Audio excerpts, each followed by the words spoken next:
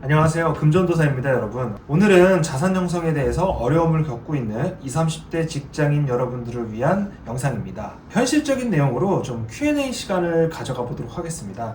혹시 남의 이야기라고만 생각하시는 건 아니겠죠? 2025년 5월 29일 또 한 번 기준금리가 인하되었습니다. 이런 소식을 들었을 때 나의 재테크에는 어떤 영향을 끼치는지, 앞으로 또 내가 어떻게 대처해야 되는지에 대해서는 잘 알고 계실까요? 제가 상담을 하다 보면 나의 삶에 기준금리 변화가 어떤 영향을 끼치는지 잘 모르는 분들이 상당히 많습니다. 아주 중요한 이슈인데요. 이번 발표에서 2.75%에서 2.5%로 금리가 인하되었는데, 이제는 정말 저금리 시대죠.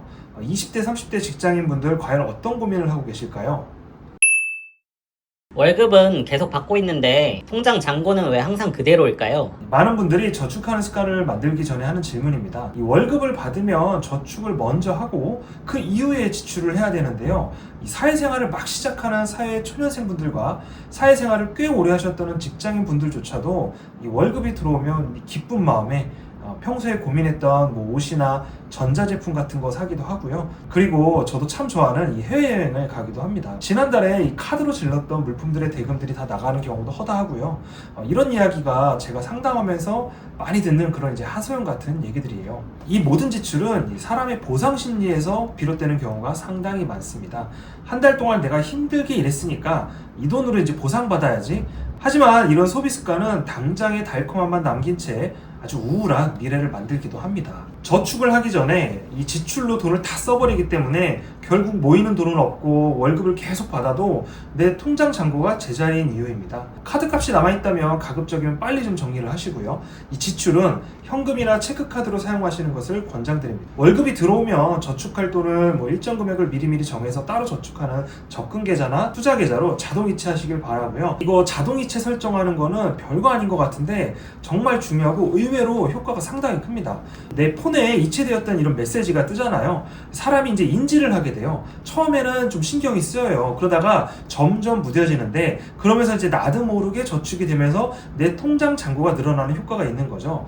어쩔 때는 바쁘다 보니까 이 메시지가 오는지도 모르고 하루가 이제 지나치는 경우도 많아요. 이거 진짜 꼭 해보시길 추천드려요. 저도 정말 많이 효과를 보고 있고요. 그렇게 이제 강제 저축, 나도 모르는 이제 섀도우 저축을 하면서 그 이후에 남은 돈으로 지출을 계획해서 돈을 쓰시는 것이 굉장히 이제 바람직한 소비 습관입니다. 돈을 저축하는 습관을 먼저 만들고 돈을 모으는 재미를 한번 느껴보시길 바랍니다. 제가 한 달에 50만원씩 4% 적금을 1년 동안 했는데요. 이자가 13만원밖에 안 되더라고요. 근데 거기서 세금까지 2만원 떼가니까 너무 적어서 허탈했어요. 이게 진짜 맞나요?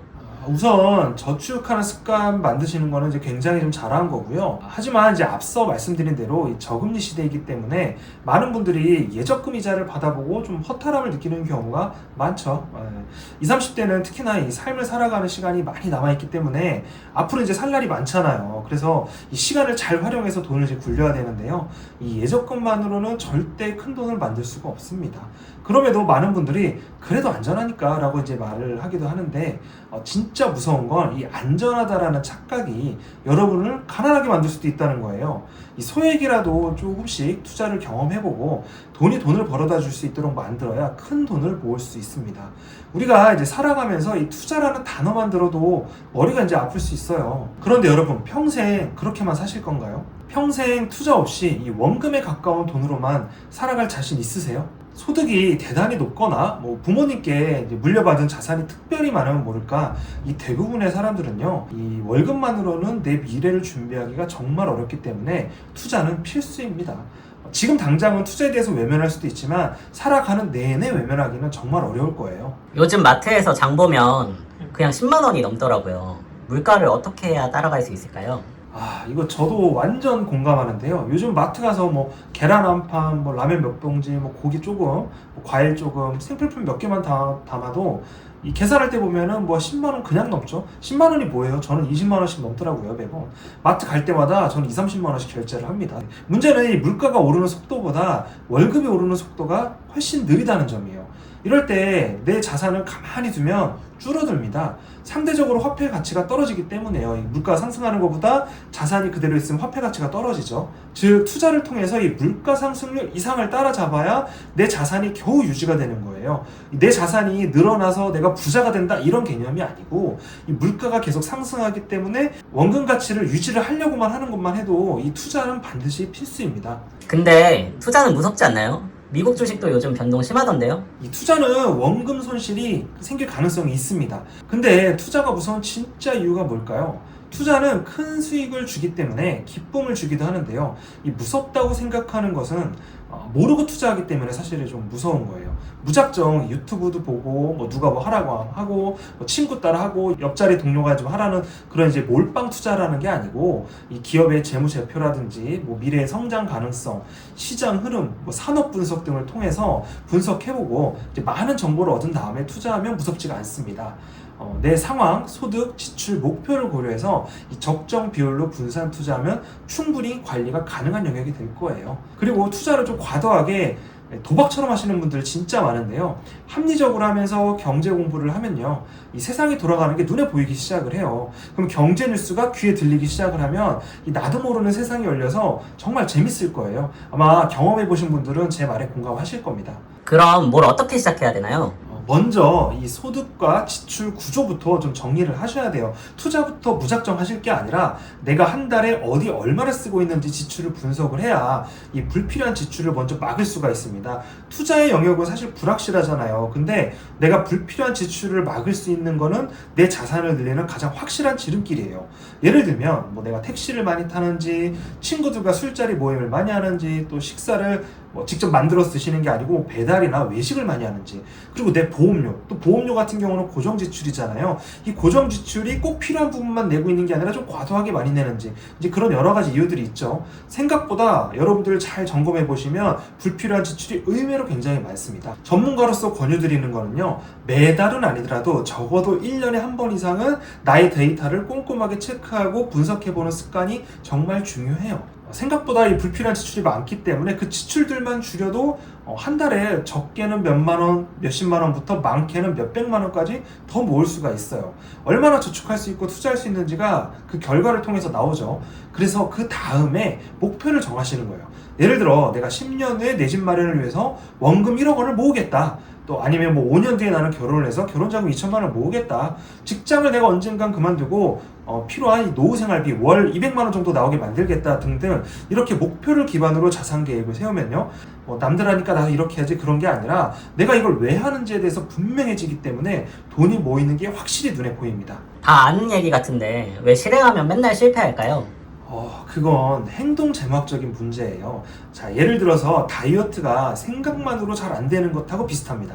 이 사람들은 감정적으로 돈을 다루기 때문에 이 장기적인 이익보다는 이 당장의 소비에 더 민감하게 반응을 해요. 이거는 좀 의지의 문제가 아니라 소비 습관, 뭐 생활 환경 이런 것 때문인데요. 감정적인 소비를 막을 수 있도록 이제 나 혼자가 아니라 전문가의 도움을 받아서 돈 모으는 습관을 만들어 보시는 걸 추천드립니다. 그럼 전문가에게 어떤 도움을 받을 수 있나요? 단순하게 투자 상품 이거 사세요 뭐 그런 거라고 생각하시는 분들이 많은데요. 여러분의 현금 흐름, 또 소비 패턴, 금융 성향까지 분석해서 맞춤형 투자 전략을 수립을 해드리고요. 좀 비유하자면 우리가 다이어트 할 때도 그 인바디 먼저 하고 나서 내 몸 상태 알고 이해하고 또 내 생활 습관, 환경 등을 고려해서 이 다이어트의 계획을 짜면 훨씬 효과적이고 체계적이잖아요.